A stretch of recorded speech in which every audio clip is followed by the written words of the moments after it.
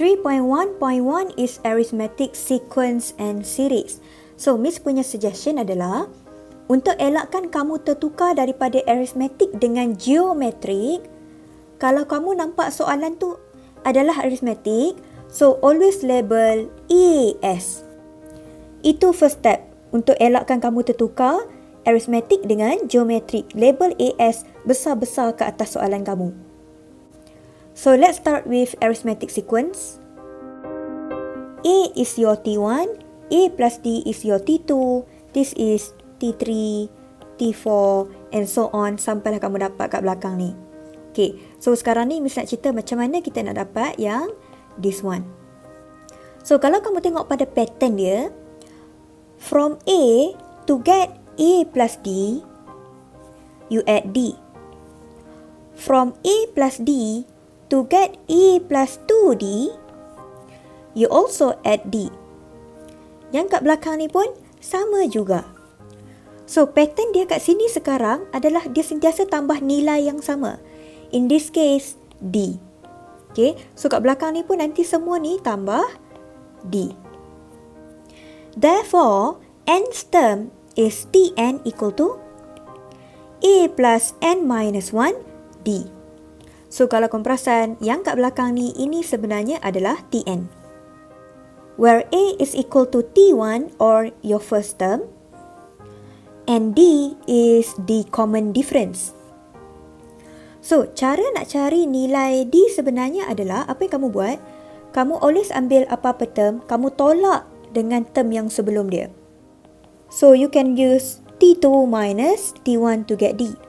Or you can also take T3 minus T2, etc. semua tu. Tapi syarat dia, kamu mesti ambil term itu, kamu tolak dengan term sebelum dia. Okay? Tak boleh kamu skip pergi ke term kat belakang-belakang lagi. Itu tak boleh. Kamu mesti ambil sebelum dia.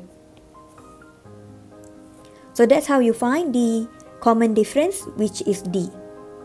Now, what about arithmetic series? So, recall balik apa beza series dengan sequence? Sequence, dia ada comma. Kat sini kan? Tetapi series, dia tambah. T1 plus T2 plus T3 plus ... Okay, so series actually use summation. So, summation, kita akan gunakan simbol capital S.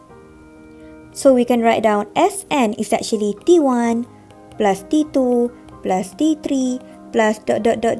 until Tn. So, kamu kena follow kat sini Sn, maksudnya kamu tambah sampai Tn. Kalau kat sini S10, ini maksudnya kamu ambil T1, kamu tambah sampai kamu dapat T10. Samalah juga dengan S30. Ini maksudnya kamu ambil T1, you add until you get T30.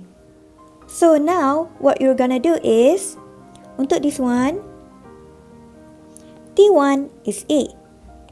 T2 is A plus D. T3 is A plus 2D. Tn is A plus n minus 1D. So, ini adalah konsep untuk Sn. Tetapi, kamu sebenarnya boleh saja hafal formula untuk Sn. So, Sn is actually n over 2 times 2a plus n minus 1d, or Sn is equal to n over 2 times a plus l.